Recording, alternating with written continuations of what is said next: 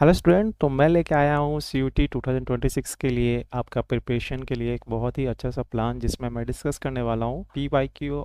जो previous year question थे PYQ वो सारे यहाँ पे डिस्कस करने वाला हूँ। तो मैं यहाँ पे स्टार्ट करूँगा अभी इलेक्ट्रोस्टैटिक चैप्टर से, देन अगेन नेक्स्ट वीडियोज़ में अदर चैप्टर को, जो चैप्टर के जो PYQ हैं उसको डिस्कस करने वाला हूँ।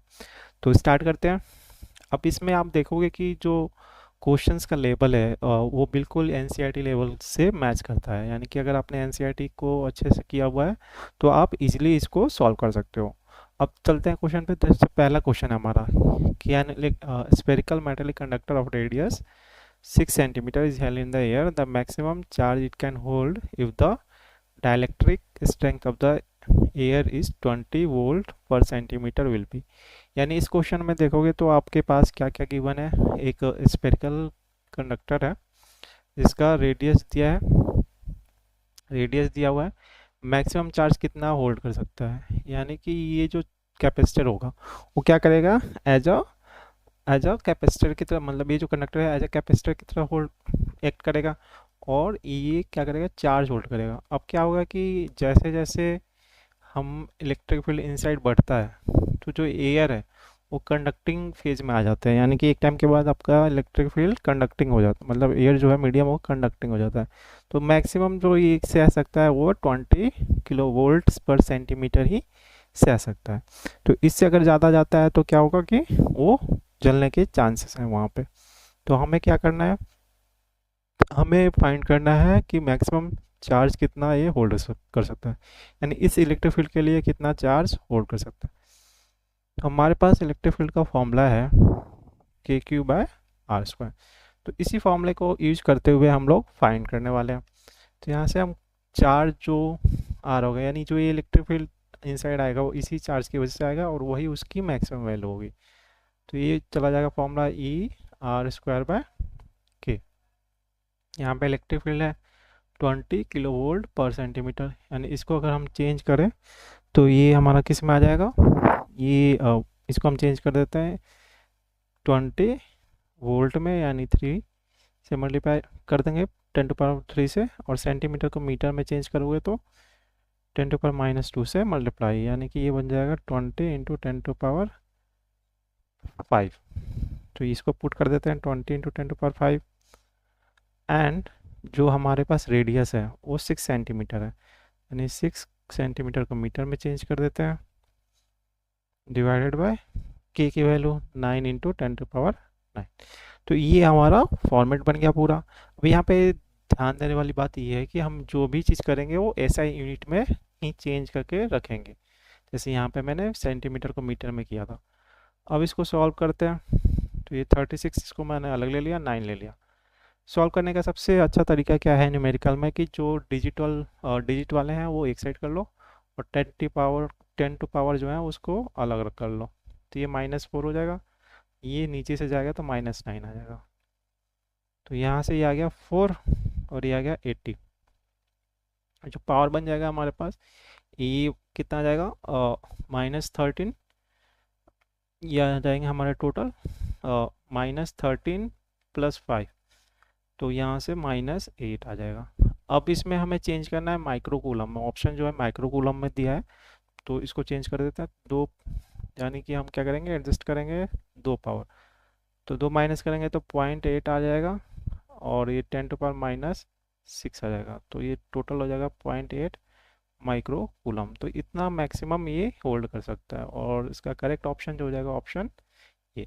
तो इजी सा क्वेश्चन था, सिर्फ आपका जो आपने इलेक्ट्रिक फील्ड का फॉर्मूला पढ़ा हुआ है उस पे ये बेस्ड था। नेक्स्ट क्वेश्चन देखते हैं। नेक्स्ट क्वेश्चन है हमारा related with the two capacitor दिया है, कैपेसिटेंस दिया है इनका, connected in the series with the battery, end voltage across 8 वाला जो है उसके क्रॉस 5 वोल्ट है। टोटल बैटरी कितना कनेक्टेड है वो पूछ रहा है। तो सिंपल सा इसे करने के लिए हमें प्रॉपर्टी पता होना चाहिए कि सीरीज में जब रहेगा तो क्या प्रॉपर्टी होगा। ठीक है, तो ये जैसे सीरीज में है तो इसमें क्या होगा कि आपका चार्ज इक्वल होगा, तो इस पे जो चार्ज होगा वही सेम चार्ज यहाँ पे भी होगा। तो पहले पे चार्ज काउंट कर लेते हैं। तो हमें पता है Q = CV, सिंपल सा फॉर्मूला। तो Q है 8 एंड ओके, सी कितना है, सी है 8 एंड जो वोल्टेज है 5 वोल्ट है, यानी कि 40 माइक्रो कूलम जो है इस पे चार्ज है। तो सेम चार्ज इस पे भी होगा।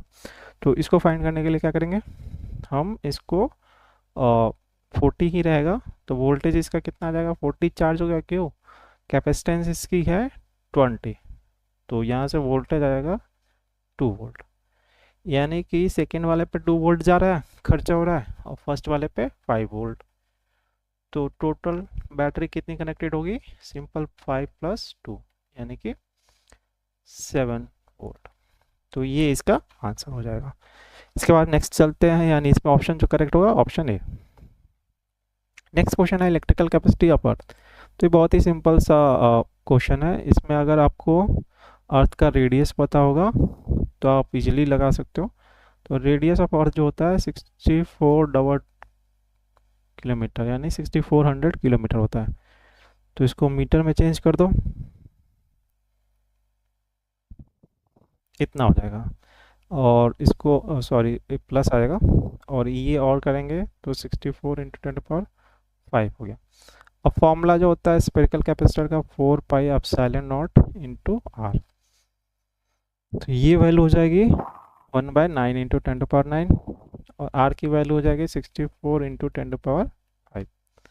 तो इसको 64/9 कर लो, और ये कर लो हमारा -5 - 9, यानी कि 64 जो आएगा 7 पॉइंट समथिंग आएगा, 7.11 × 10⁻⁴।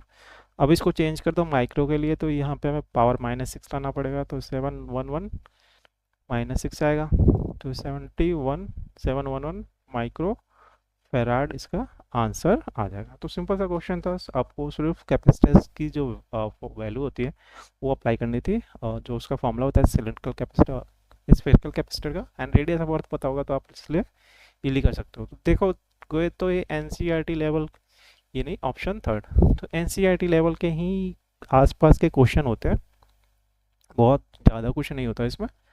नेक्स्ट चलते हैं। 3 पॉइंट दिया है हमारे पास इलेक्ट्रिक फील्ड में, potential difference between point A and C. तो देखो ए और सी के बीच में पोटेंशियल डिफरेंस फाइंड करना है। तो इसको करने के लिए हम क्या करेंगे, ये पॉइंट है और दूसरा पॉइंट यहाँ सी पॉइंट है, E = dV/dr होता है, ये हमें पता है। तो dV = E.dr, तो cos थीटा लगेगा, यानी कि E/dr cos थीटा।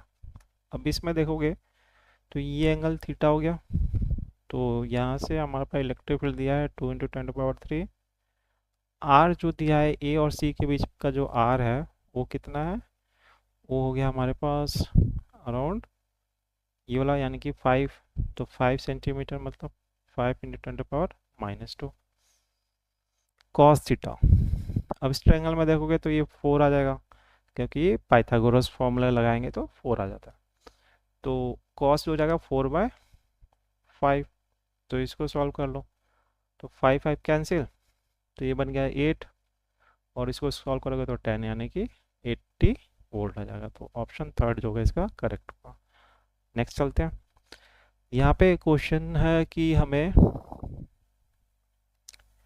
कंडक्टिंग होलो स्फीयर दिया है, यहाँ पे फिगर मिसिंग है। Electric field at the point A जो था इनसाइड था, बी इसके ऊपर था, 80 दूर था। तो बताना है कि डिक्रीजिंग ऑर्डर कहाँ पे इलेक्ट्रिक फील्ड सबसे ज़्यादा होगा। देखो सेल है तो इनसाइड तो इलेक्ट्रिक फील्ड 0 होता है, तो यहाँ पे 0 हो गया इलेक्ट्रिक फील्ड हमारा। सबसे मैक्सिमम यहाँ होगा, उसके बाद यहाँ होगा, क्योंकि जो ग्राफ भी देखोगे तो ऐसे आता है यहाँ तक 0, फिर मैक्सिमम, फिर डिक्रीजिंग हो जाता है। तो यानी कि बी पॉइंट सबसे हाईएस्ट, फिर सी, फिर ए। तो ऑप्शन फर्स्ट करेक्ट है। तो बहुत सारे क्वेश्चन ऐसे भी मिलेंगे जो आप डायरेक्ट कर सकते हो, यानी बिना आपको फॉर्मूला अप्लाई किए, थोड़ा सा कंसेप्चुअल होंगे, वो इजीली कर सकते हो। चलते हैं नेक्स्ट। नेक्स्ट क्वेश्चन है कि 3 चार्ज दिया है, place at the x axis at the point given है, ठीक है। Value of Q2 make the net force on the Q2 be 0। तो क्वेश्चन का लेवल देखोगे तो आपको एनसीईआरटी से भी कई बार क्वेश्चन का लेवल लो है, यानी कि आप अगर अच्छे से एनसीईआरटी लेवल कर लो, आप 90% और विद न्यूमेरिकल किए हो आपने, मतलब आप 90% नंबर ला रहे हो उसी बेसिस में, आपको न्यूमेरिकल्स भी अच्छी तरीके से आता है, तो मुश्किल नहीं है, बहुत ईजी है, आप इसमें भी कट ऑफ बहुत अच्छे पोजीशन गेन कर सकते हो। चलो देखते हैं इसमें। तो एक क्वेश्चन में 4Q यहाँ है, दूसरा जो है Q है, और दूसरा स्मॉल Q है, तो ये 1/2 पे है, ये 1 पे है, तो नेट फोर्स ऑन Q 0। अब देखो ये प्लस है और ये भी प्लस है, तो ये तो धक्का दे रहा होगा, तो ये कैसा होना चाहिए, प्लस होना चाहिए या माइनस होना चाहिए, तो ऑब्वियस है कि माइनस होगा, तो ये खींचेगा अपने साइड, तभी दोनों क्या करेंगे, दोनों फोर्स बैलेंस करेंगे, तो इसको माइनस ले लेते हैं, यानी कि नेगेटिव होना चाहिए, तो ऑप्शन 3 या 4 में से आना चाहिए। बट अब मैग्नीट्यूड देखते हैं, यानी कि ये कैपिटल Q जो फोर्स लगाएगा वो ये 4Q के इक्वल होना चाहिए, तो दोनों फोर्सेस को हम इक्वेट कर देते हैं, तो इसका फोर्स हो जाएगा Q बाय डिस्टेंस 1/2 का होल स्क्वायर,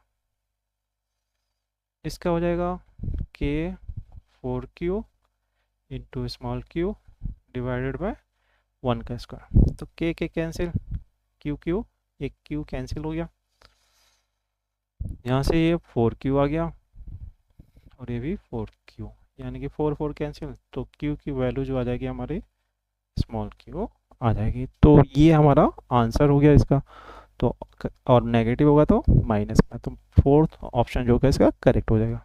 तो सिंपल सा हमारा इलेक्ट्रिक फील्ड जो कूलम्स लॉ का फॉर्मूला है उससे हमने इसे कर लिया।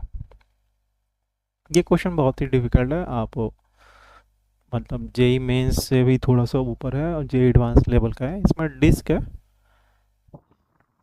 डिस्क से इस पॉइंट पे यानी एक्सिस पॉइंट पे हमें इलेक्ट्रिक फील्ड फाइंड करना है, तो इसमें जो आपको डेरिवेशन करने जाओगे तो बहुत ही मुश्किल पड़ेगा पेपर के दौरान, तो या तो पहले से फॉर्मूले आ रहे होंगे तभी आप इसको कर पाओगे, तो इसका फॉर्मूला याद कर लेना,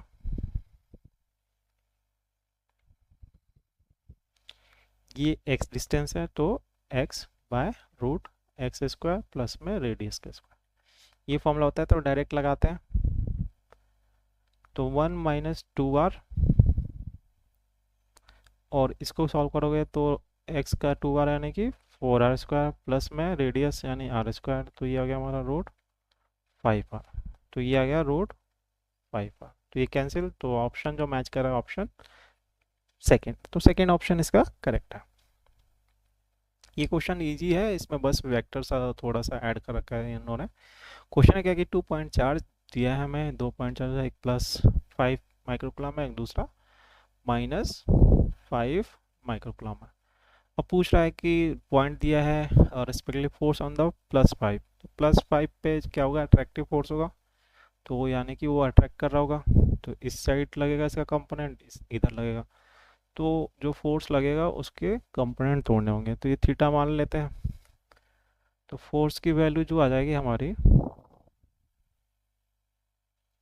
फोर्स का पहले मैग्नीट्यूड देख लेते हैं, K/r² इंटू Q1 Q2 यानी सेम है तो Q², तो 9 इंटू 10⁹, Q² यानी 5 का 25 और माइक्रो का -12, रेडियस मिलीमीटर में है तो -3 होता है, तो -3 का स्क्वायर कितना हो जाएगा, -6, तो ये भी 25 इंटू 10⁻⁻6, 25 कैंसिल, तो 9 यहाँ से आ जाएगा 3, ठीक है, ये नेट मैग्नीट्यूड आ गया। अब इसको वेक्टर में तोड़ेंगे तो x के अलोंग यानी कि आई कैप के अलोंग कौन सा जाएगा हमारा, ये जाएगा कॉस थीटा, तो कॉस थीटा की वैल्यू आ जाएगी, यहाँ पे देखोगे तो ये 3 है, ये वर्टिकल 4 है, तो ये 5 होगा, तो कॉस की वैल्यू जो आ जाएगी 3/5 आएगा, और जो जे कैप में जाएगा यानी वर्टिकल में जाएगा जो वो साइन आएगा यानी कि 4/5, तो 5 से डिवाइड कर देते हैं, तो ये 1.8 10⁻³ 3 आई कैप प्लस 4 जे कैप, तो इजी का क्वेश्चन था, बस आपको थोड़ा सा बेसिक्स नॉलेज होना चाहिए, तो ऑप्शन थर्ड इसका करेक्ट होगा, तो ये हो गया। नेक्स्ट क्वेश्चन है कि हमारे पास 3 चार्जेस है और उनको बोला है कि are placed at the equilateral triangle of side L as shown in the figure. Net electrostatic energy of the system is zero, the Q is equal to. System की नेट एनर्जी जीरो है तो Q की value find करनी है। तो देखो इस type के क्वेश्चन के लिए आपको क्या पता होना चाहिए कि आपको जो इलेक्ट्रिक पोटेंशियल एनर्जी निकालने का फॉर्मूला पता होना चाहिए। तो देखो सिस्टम की जो एनर्जी होगी पहले निकालते हैं पूरी। पहले हमारे पास दो चार्ज लेते हैं क्यू एन प्लस क्यू, तो ये आ गया के क्यू बाय एल। अब हमने तीसरा चार्ज रखा, तो तीसरा चार्ज रखा तो एक तो एनर्जी सेम से होगी और दूसरा स्मॉल क्यू वाले से होगी, तो ये स्क्वायर हो गया डिवाइडेड बाय एल। ये एनर्जी होगी टोटल, इसको जीरो करना है। अब मुझे क्या वैल्यू फाइंड करनी है क्यू की। तो यहाँ दो चीज़ सिमिलर है, तो K Q square by L equal to minus two K Q Q by L. तो L L cancel, K cancel and एक क्यू कैंसिल। तो यहाँ से जो कैपिटल क्यू की वैल्यू आ रही है तो कितनी आ जाएगी हमारी, क्यू बाय टू माइनस में। तो ये ऑप्शन सिंपल सा था, थर्ड ऑप्शन करेक्ट हो जाएगा। तो ये क्वेश्चन था जो कि बहुत ही इजी लेवल था। अब नेक्स्ट क्वेश्चन देखते हैं। ये क्वेश्चन जो है हमारा, electric field at the surface of conducting shell of radius R is measured as X, the electric field at a distance 3r। तो अगर सरफेस पे कितना है हमारा एक्स है, तो दूर कितना होगा, तो सिंपल फॉर्मूला टोटल के क्यू बाय आर स्क्वायर होता है। तो आर की जगह 3r कर दो तो बाहर 9 आ जाएगा, और वापस देखोगे तो ये सरफेस वाला ही फॉर्मूला आ गया, सरफेस वाला ही फॉर्मूला आ गया। तो जो ओरिजिनल था उसका 1/9, तो ऑप्शन थर्ड इसका करेक्ट हो जाएगा। तो बहुत सारे क्वेश्चन ऐसे हैं जो आप देखते ही सॉल्व कर सकते हो, मतलब देखते हैं टिक मार सकते हो, आपको कैलकुलेशन करने की ज़रूरत नहीं थी। तो ये सारे क्वेश्चन थे जो इलेक्ट्रोस्टैटिक पार्ट के थे, और इस तरह के बहुत सारे क्वेश्चन हैं जो एनसीईआरटी लेवल और बिलो एनसीईआरटी लेवल भी है। तो आपको मैक्सिमम गेन करने के लिए क्या करना पड़ेगा कि आपको बहुत सारे एक्यूरेसी मेंटेन करनी है, स्पीड मेंटेन करना है कि ज़्यादा से ज़्यादा क्वेश्चन अटेम्प्ट कर पाओ। तो बहुत ही इजी सा पेपर है, आप एनसीईआरटी को अच्छे से तैयार कर लो, सारे न्यूमेरिकल लगा लो, थोड़ा सा स्पीड मेंटेन करो, पीवाईक्यू करो, सैम्पल पेपर सॉल्व करो। तो अगर कोई और भी हेल्प की ज़रूरत पड़ेगी आपको है तो you can comment. Okay, thank you. Like and subscribe जरूर करें।